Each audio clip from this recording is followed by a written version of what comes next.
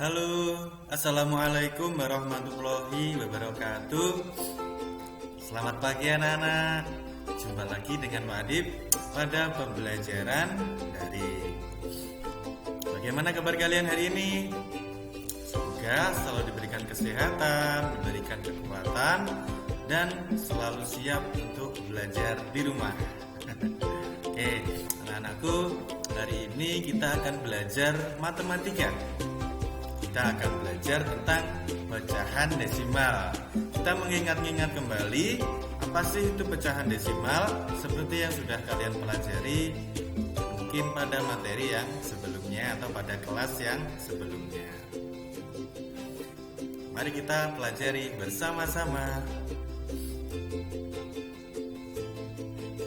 Pecahan desimal itu adalah pecahan yang cirinya biasanya ditandai dengan adanya tanda koma, memiliki tanda koma. Tanda koma itu terletak di antara bilangan utuh, yaitu yang di depan koma, dan bilangan pecah yang di belakang koma. Misalnya, ada bilangan desimal 0,5, 1,25, dan 0,02. Sudah ingat kembali kan dengan pecahan desimal?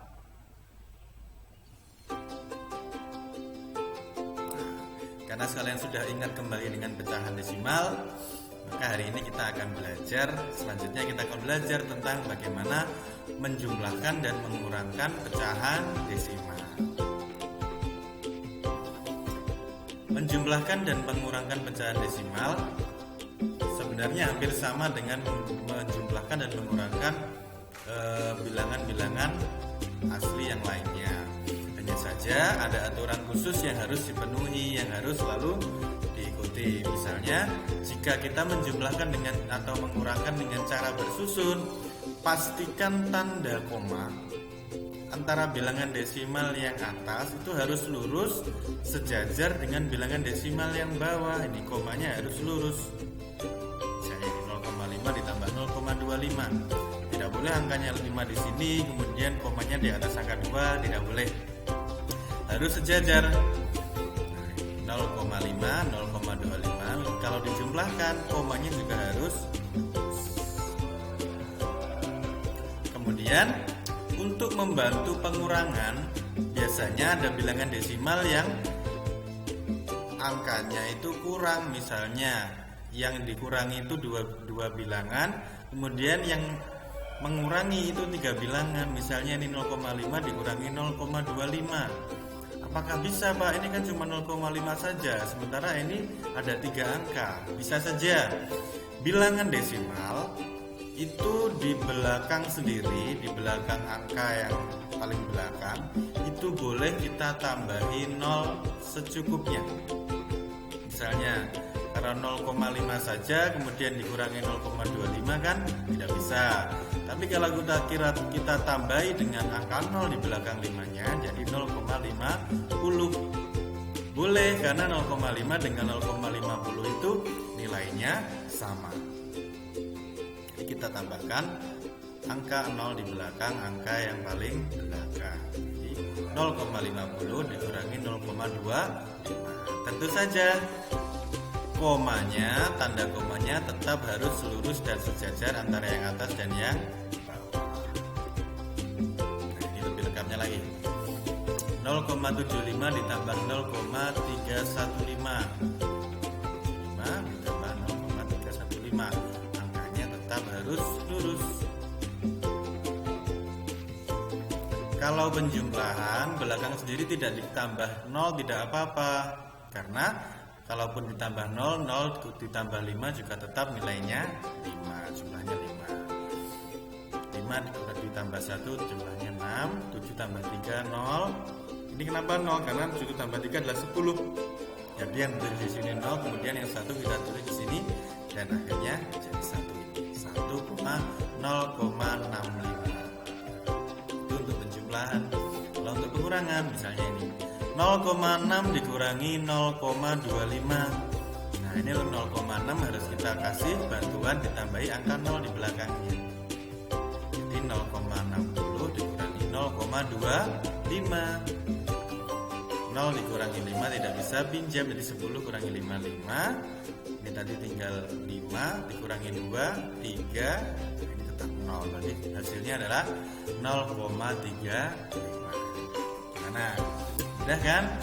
Sama seperti pengurangan pada bilangan-bilangan yang lain, hanya saja tanda komanya harus lurus. Kemudian kalau menjumlahkan bilangan utuh dan bilangan desimal bagaimana caranya? Bilangan utuh itu pada dasarnya adalah bilangan yang di koma kosong. Misalnya 2 itu sama saja dengan 2,0, tapi tidak sama dengan 20. 20 itu tidak sama dengan 2,0, tapi 2,0 ini sama dengan 2. Jadi sudah ada komanya, tinggal kita luruskan.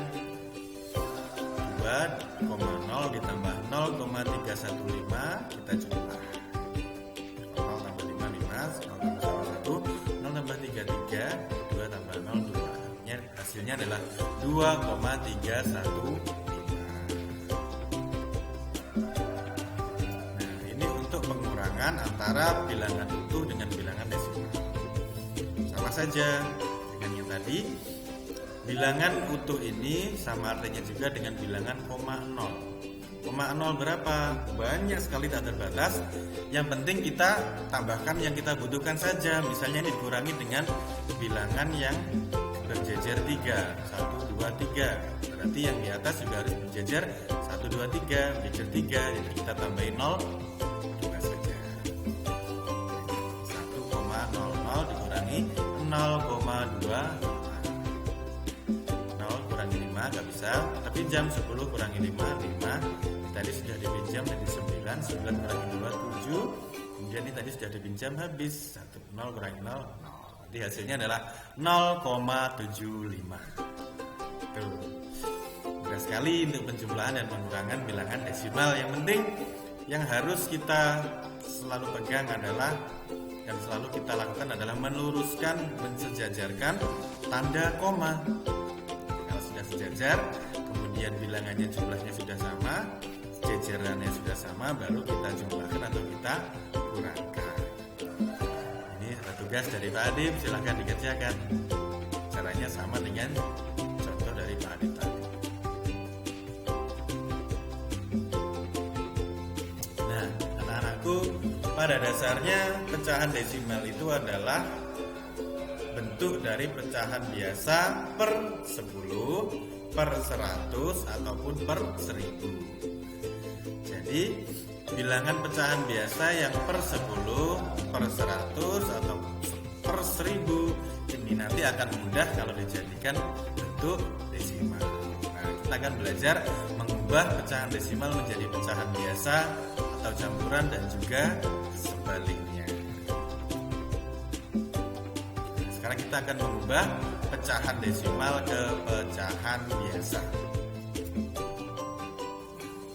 Jika ada satu angka di belakang koma, misalnya 0,5 ini, maka jadi berapa pecahan biasanya? Jadi per 10. Kalau cuma ada satu angka, pecahan desimalnya itu pasti per 10.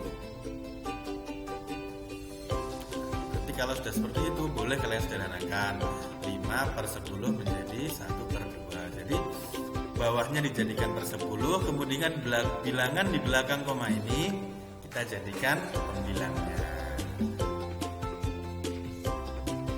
Gimana, paham? Sekarang kita coba lagi. Nah, tetapi jika ada dua angka berjejer di belakang koma, maka pecahan biasanya akan jadi per 100. Misalnya ini 0,25. Ini kan ada dua angka di belakang koma, 1, 2. Berarti nanti bentuk pecahan biasanya adalah per 100. Dan penyebutnya 100, pembilangnya tetap 2, 5.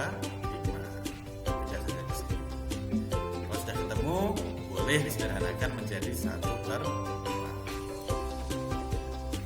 Nah, sekarang kalau ada 3 angka, ada 3 angka di belakang koma. Misalnya ini 0,125, 3 angka 1, 2, 3.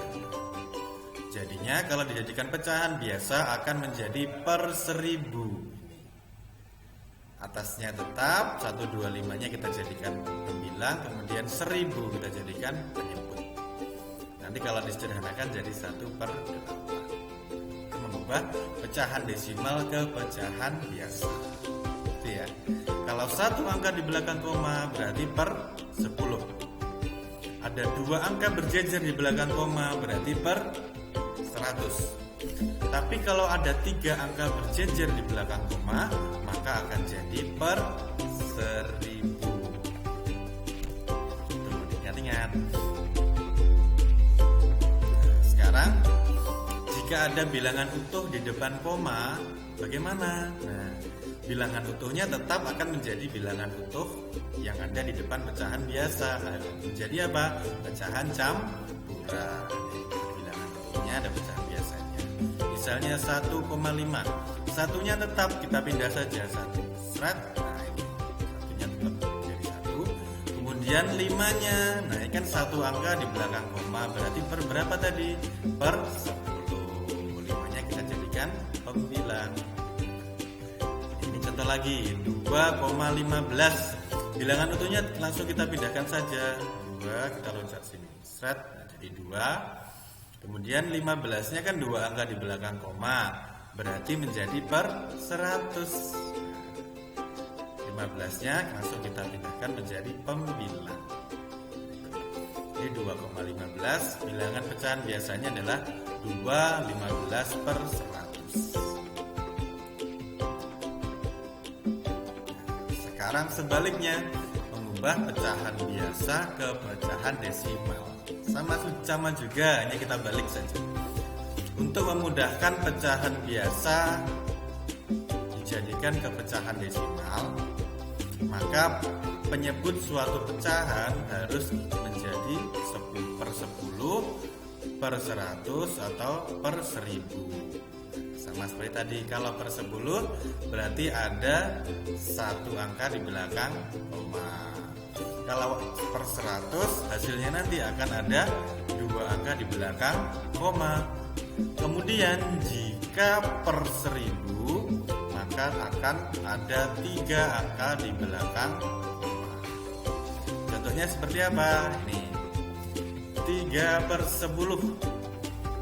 Karena ini per 10 berarti hanya ada 1 angka di belakang koma, 0,3. Kemudian jika ada, nah ini 35/100. Karena per 100 maka ada 2 angka di belakang koma, maksudnya 0,35. Kemudian 135/1000. Karena ini per 1000 berarti ada 3 angka di belakang koma, 135, 0,135.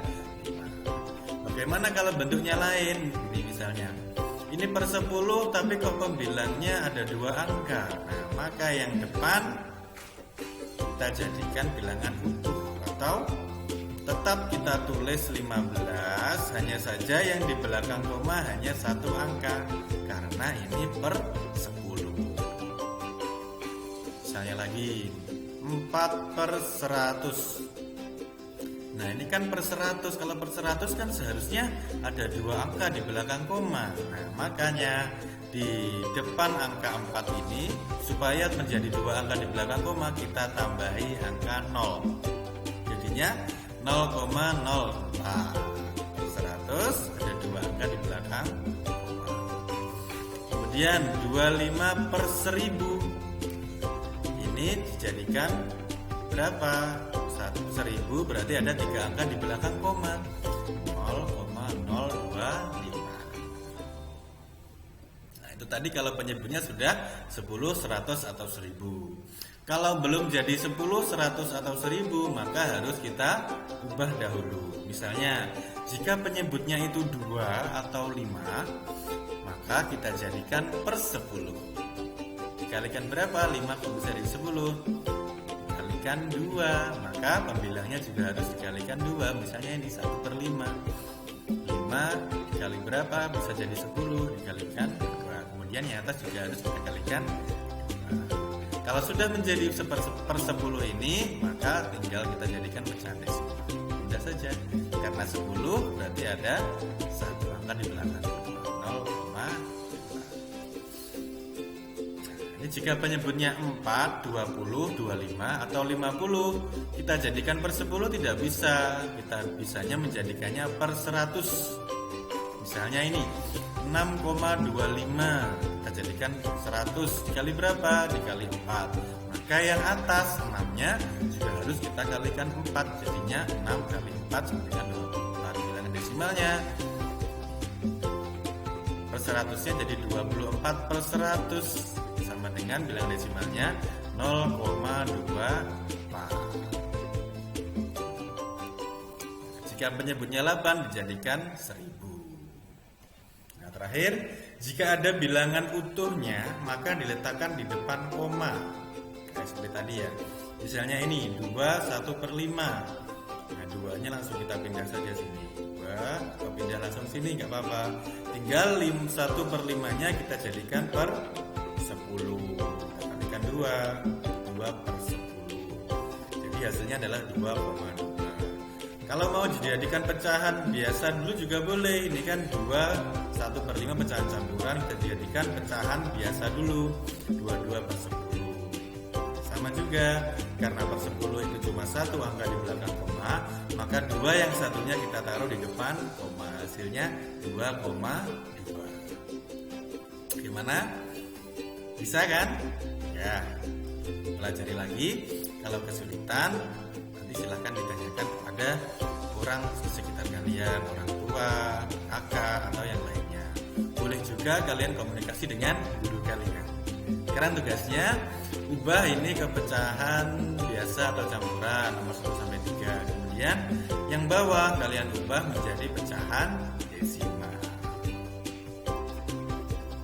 Oke, itu saja yang bisa Pak Aldi sampaikan hari ini. Jangan lupa selalu jaga kesehatan dan kebersihan diri kalian.